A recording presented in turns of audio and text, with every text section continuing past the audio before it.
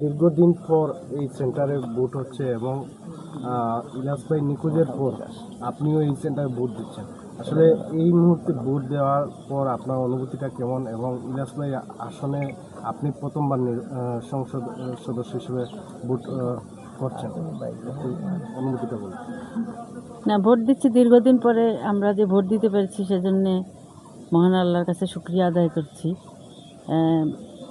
জুলাইয়ের অভ্যুত্থান যারা শহীদ হয়েছেন, যাদের আত্মত্যাগে আজকে আমরা স্বাধীন এই গণতান্ত্রিক অধিকার ফিরে পেতে যাচ্ছি, তাদের প্রতি শ্রদ্ধা এবং তাদের আত্মার মাগফিরাত কামনা করছি। সেই সাথে কষ্টও আছে। ইলিয়াস আলী সাহেবকে আমরা এখনও ফিরে পাইনি।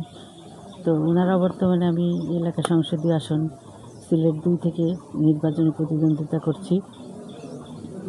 ভোট দিতে আসছি এই সেন্টারে, আজকে ভোট দিয়েছি। এখন পর্যন্ত এখন যদিও সকাল এখনও অবধি আসছে, ভোটাররা কেবল আসা শুরু করেছে। তো পরিস্থিতি স্বাভাবিক আছে মনে হচ্ছে এটা। আর পরবর্তীতে আমরা যদিও বিভিন্ন জায়গায় রাত্রে থেকে বিভিন্ন ধরনের আমরা মিডিয়ার মাধ্যমে বিভিন্ন ধরনের ষড়যন্ত্রের আভাস পাচ্ছি, ষড়যন্ত্র দেখতে পাচ্ছি। ভোটটা শেষ না হওয়া পর্যন্ত আসলে শেষ অবধি কিছু বলা যাচ্ছে না আর কি।